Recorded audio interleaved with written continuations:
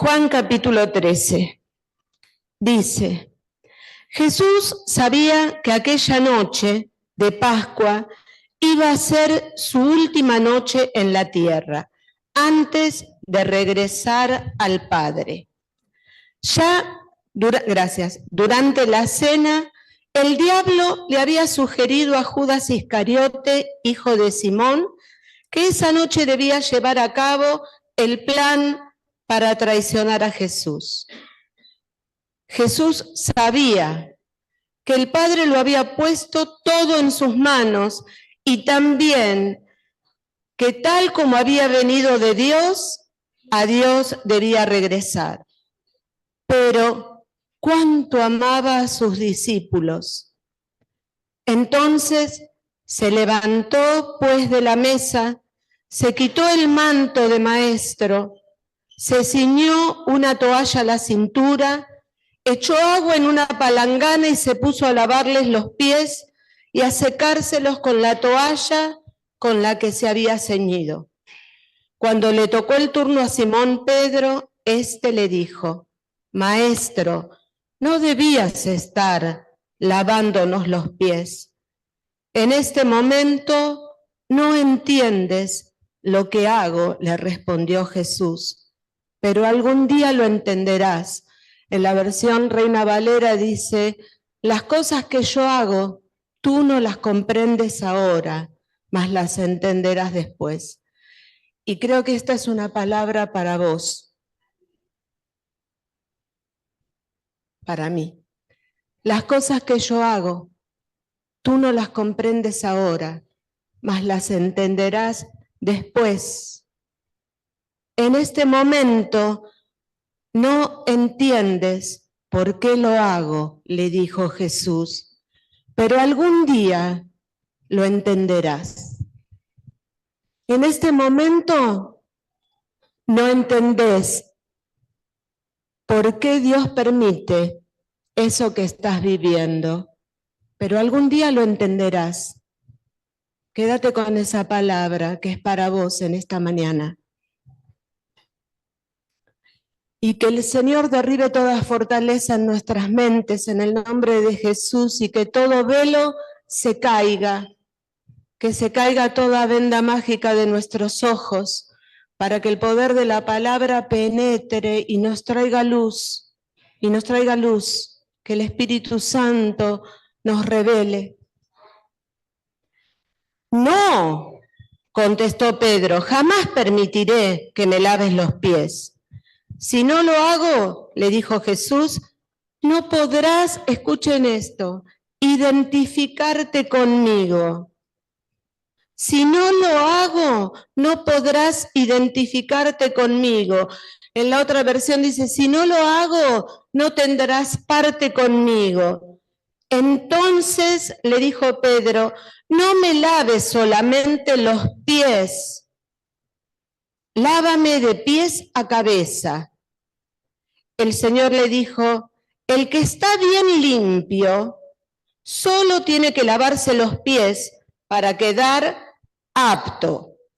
Ustedes están limpios, aunque no todos, por cierto. Esto lo decía por Judas, que lo iba a traicionar. Al terminar de lavarle los pies, se puso de nuevo el manto y se sentó. ¿Entendieron bien lo que hice?, les preguntó. Ustedes me llaman maestro y señor, y hacen bien en llamarme así, porque es verdad que lo soy. Y si yo, el señor y maestro, les he lavado los pies, ustedes deben lavarse los pies unos a otros. Yo les he dado el ejemplo. Háganlo como lo he hecho. Así que ya lo saben, ahora pónganlo en práctica y de esta manera estarán marchando por el sendero de bendición. Y después el versículo 32 dice, escuchen qué hermosas palabras, hijitos míos queridos, les dice el Señor, qué cortos son los momentos que me quedan antes que me vaya y los deje. Por lo tanto, les voy a dar un nuevo mandamiento. Ámense con la misma intensidad con que yo los amo.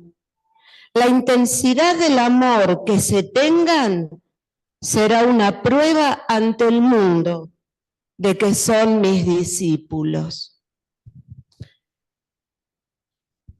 Comienza este párrafo, esta historia diciendo Jesús sabía.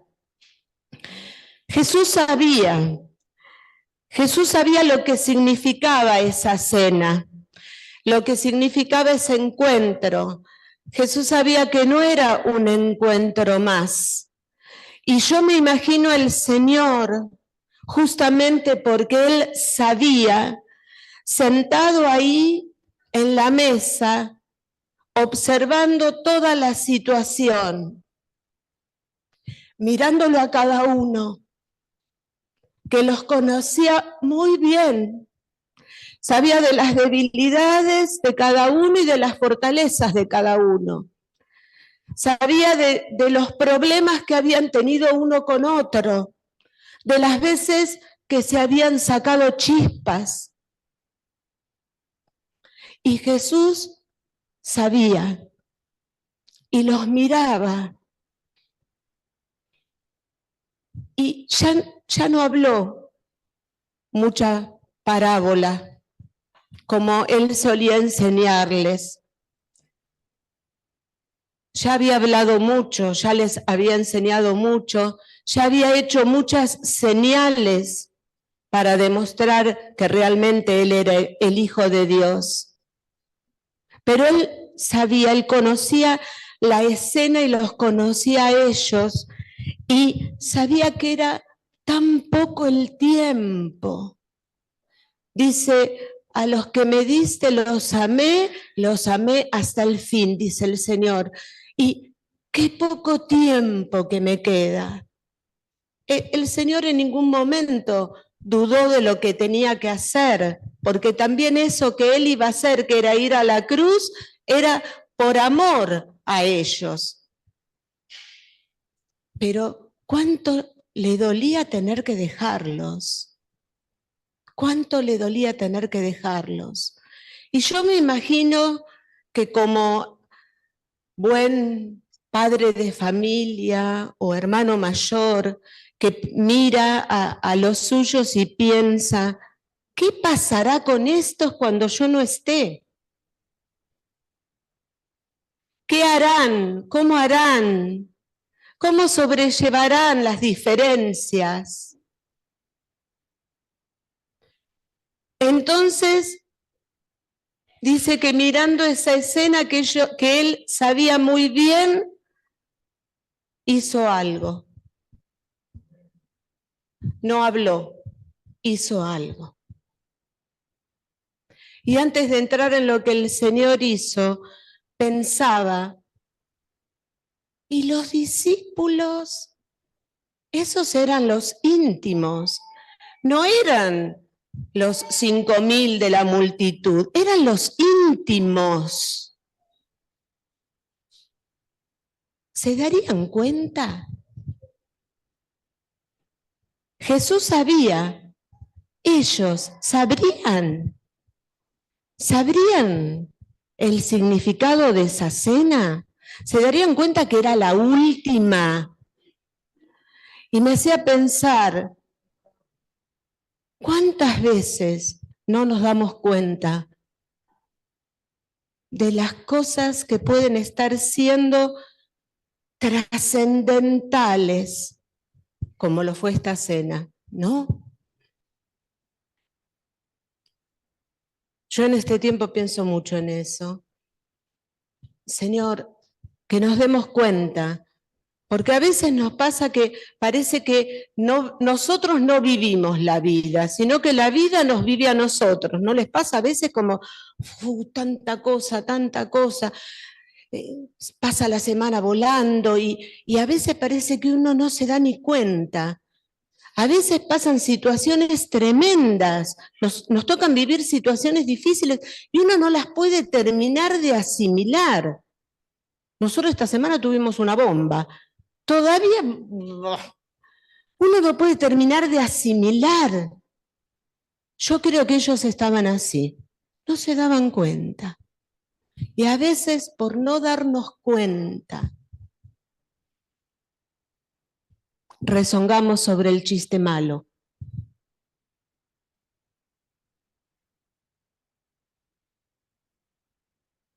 ¿Qué importancia tiene eso? A veces, como no nos damos cuenta, nos detenemos en qué raro que es el otro. Y sabes una cosa, que el otro piensa exactamente lo mismo de vos. Porque siempre el otro nos parece raro, porque no es como nosotros.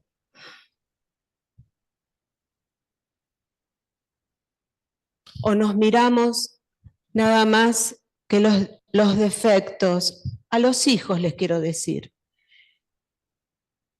¿Cuántos defectos tienen tus padres, no? Los míos tenían un montón de defectos.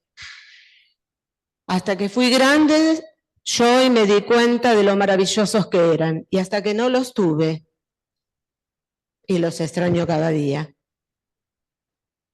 Pero ¿cuántos defectos tienen tus padres, eh? ¿Sabes por qué?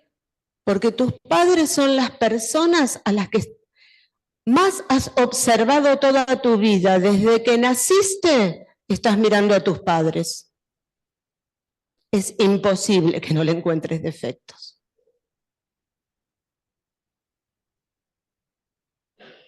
Y de la misma manera pasa en todas las relaciones. No se daban cuenta. Entonces el Señor, yo creo que pensó, bueno, ¿qué hago? Hice tantas cosas mientras estuve con ellos, tantas señales, tantas palabras, tantas sanidades, tanta liberación, tantas cosas, pero ahí Él hizo algo que iba a marcar la vida de ellos para siempre. Esa cena, ¿vieron cómo se dice popularmente? Quedó para la historia, realmente quedó para la historia. Hay una obra de arte, creo que es de Da Vinci, ¿no? Que pintó La Última Cena. Quedó para la historia. Y lo que el Señor hizo iba a quedar marcado en el corazón de sus discípulos para siempre. Él se levantó, dice que se sacó su manto de maestro, se despojó de lo que él era para lavarle los pies. Agarró una palangana con agua, una toalla, y se puso a lavarle los pies a los discípulos. En ese momento, en esa época, la gente andaba con sandalias, los hombres, y todo era de tierra, entonces los pies eran algo que siempre estaba sucio, y era la costumbre, en cada casa había una palangana, una toalla para que el que llegara se lavase los pies. Y en muchos hogares había esclavos, y la tarea de lavar los pies se le designaba al esclavo de menor rango. Al más inferior se le designaba esa tarea. En esta casa donde ellos estaban reunidos también había una palangana y una toalla. Lo que no había era un esclavo. Pero el Rey de Reyes y Señor de Señores, el primero de toda la creación, se levantó, agarró la palangana con agua y le lavó los pies a los discípulos. A ninguno de ellos se les ocurrió hacerlo. Y Pedro, nuestro amigo Pedro, yo lo banco a full a Pedro. Él se dio cuenta de la situación, que era incómoda. Y no, Señor, no me vas a lavar los pies jamás. Y el Señor le dice, si yo no te lavo los pies, no vas a tener parte conmigo. Si no te lavo los pies, no te vas a identificar, como dice esta versión, no te identificarás conmigo. Y me gustó esta palabra en esta versión de identificar. Si no te lavo los pies, no te vas a identificar conmigo. El domingo pasado nos hablaban, ¿no?, de la llenura del Espíritu Santo, de lo que recibieron los jóvenes, del sanar la identidad como hijos de Dios. Esto les estaba mostrando el Señor. Si dejas que te lave los pies, vas a tener una unidad conmigo que de otra manera no vas a lograr.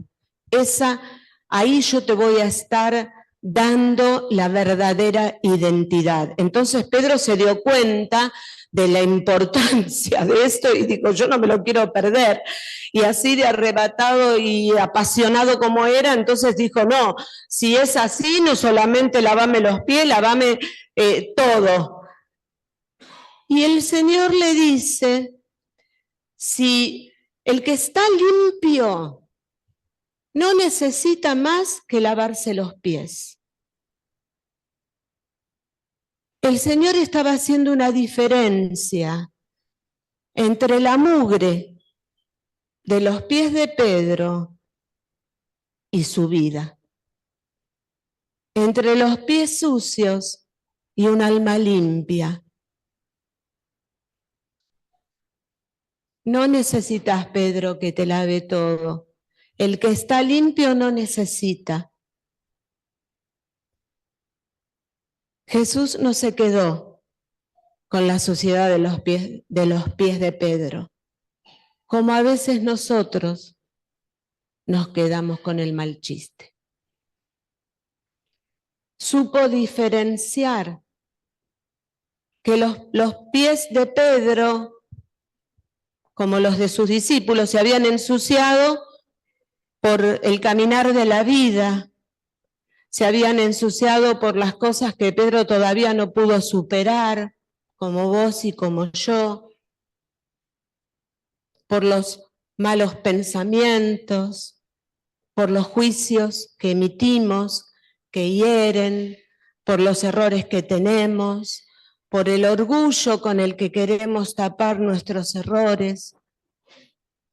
Toda esa mugre que solamente está en los pies de andar. El Señor sabía que Pedro y sus discípulos estaban ya limpios, como vos y como yo. Aleluya, aleluya. Que cuando nos miremos podamos separar. Que el otro no es solamente el error que tiene o esa actitud insufrible. El otro es eso, que todavía no pudo superar y un montón de cosas más.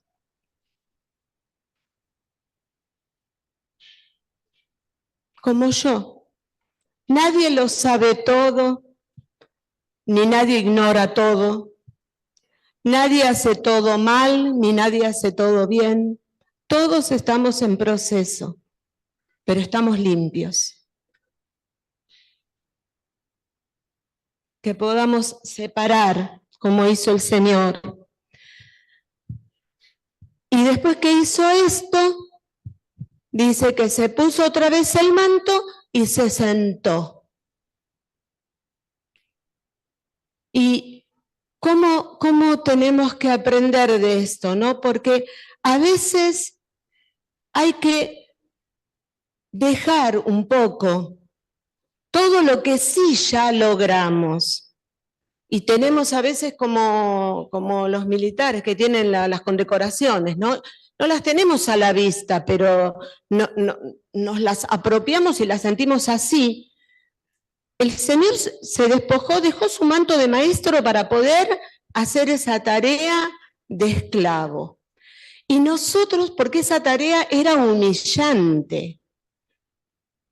Y con todo lo que uno tiene, que se cree que ya alcanzó, que ya aprendió, que es muy maduro, que es muy letrado, que es muy sabio para hablar, o tiene mucha gracia, o es, qué sé yo, las virtudes que cada uno de nosotros podamos creer o reconocer que tenemos, porque las tenemos, porque el Señor puso un montón de cosas buenas en nosotros. Pero a veces esas cosas nos llenan de un orgullo tan grande y de una superación tan elevadas que no nos permiten agacharnos. Mi mamá me decía cuando tenía que levantar algo del piso, levantalo, ¿qué te tragaste? ¿El palo escoba? No le decían así, a mí me decían eso. ¿Qué te tragaste? ¿El palo escoba? Como que es viejo, ¿no, Carlita? Se ríe Carlita. Es viejo ese dicho. Pero como que no te podés agachar porque te tragaste el palo escoba, ¿no? Pero a veces tenemos esa actitud. Y la actitud, el orgullo es lo que nos impide ponernos en la posición de lavadores de pies. A ninguno de los discípulos se le ocurrió, ni a Pedro que le dijo, Señor, no lo hagas, pero no le dijo, no lo hagas que lo voy a hacer yo. Y otra cosa que pensaba en esa posición del lavador de pies, ¿cómo estaría el lavador de pies? Así, agachado, inclinado. Y desde esa posición no te podés hacer el cocorito, ni la cocorita. Desde esa posición no podés lucirte. Desde esa posición no podés argumentar. Desde esa posición le estás entregando al otro un poder. Cuando amamos y nos entregamos a ese amor, le estamos entregando al otro un terrible poder para que nos lastime muchas veces. En esa posición de agachados, de inclinados, nos despojamos totalmente. Totalmente. Y el Señor les dijo, lo que yo hice, hagan ustedes lo mismo. Ya les mostré, ejemplo les he dado, para que así como yo lo hice, así ustedes se laven los pies los unos a los otros, para que tengan verdadera identidad. Y ustedes pensarán, bueno, pero los discípulos eran los discípulos, era el top 10 del Señor. Los discípulos eran iguales que nosotros. Y entre ellos había tanta diferencia. Uno era un recaudador de impuestos, el otro era un pescador, uno era muy letrado, el otro era bruto. Eran muy distintos. Como somos nosotros, completamente distintos. Mirá en tu familia de origen. Hermanos criados por los mismos padres, viviendo en la misma casa, en la misma familia, son completamente distintos. ¿Y qué podemos pretender de la iglesia, hermanos? Pero a veces pretendemos. Ay, porque viste, qué raro que es, qué rara que es. Y el otro y la otra está diciendo lo mismo, exactamente lo mismo, o pensando lo mismo de mí. Somos diferentes. Y gloria a Dios por eso. Gloria a Dios por eso. porque así, de diferentes como somos, así podemos bendecir, podemos dar, podemos recibir del otro lo que yo no tengo. ¿Cuánto aprendemos en la vida de la iglesia? ¿Cuánto aprendemos? Yo aprendí tanto, tanto. O sea, yo digo, a mí el Señor me salvó, pero después me salvó la iglesia. Me salvó la iglesia con todo lo que aprendí a vivir. Vi hogares diferentes al de mi casa, mujeres viviendo de una manera diferente a la que vivía mi mamá. ¿Cuántas cosas aprendí? Mujeres criando hijos de buena manera. ¿Cuántas cosas? Que las diferencias no nos separen.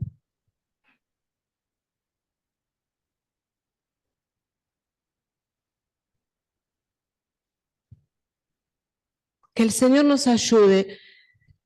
Yo sé que después me voy a sentar y voy a decir, uy, podía haber dicho esto, aquello o lo otro.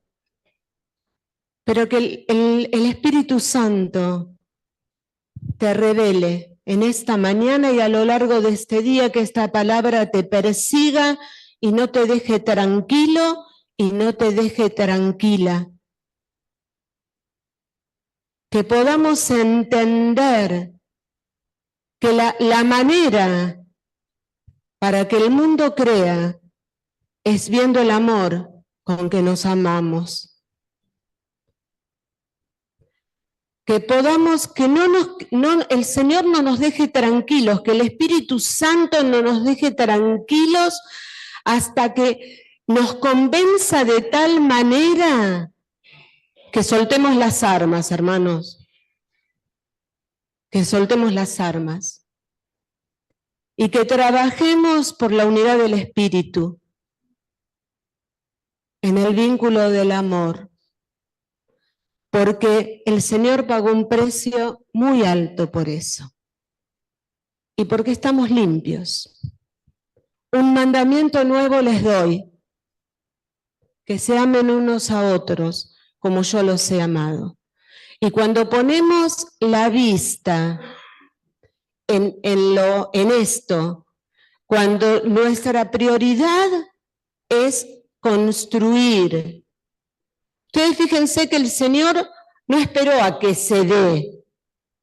Él buscó, Él se levantó, Él accionó, porque la unidad no es una frase, ni es una teoría, ni es una filosofía, ni nada más que un concepto bíblico. La unidad está en el corazón de Dios y se manifiesta con una acción.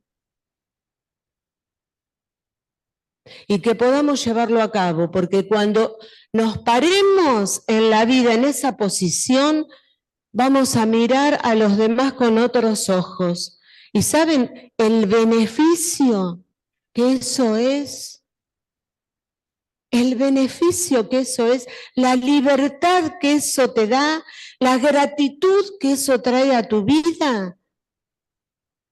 Desde que empezamos con este tema de salud, Dios me dijo que me tenía que acostar, creo que ya se los conté, perdón que los aburra con lo mismo, que me tenía que acostar y no apagar el velador sin antes dar gracias.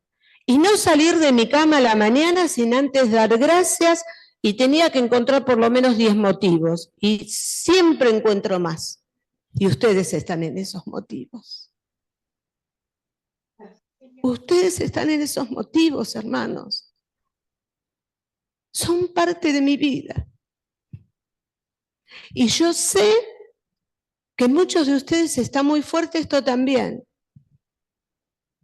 Y sé que amás a la iglesia y amás a los hermanos, y que a veces te desvela el dolor que el otro te ocasionó, la diferencia. Entrega las armas. Levántate vos a buscar la palangana. Levántate vos a buscar la palangana. Para que el mundo crea. Amén. Que el Señor los bendiga.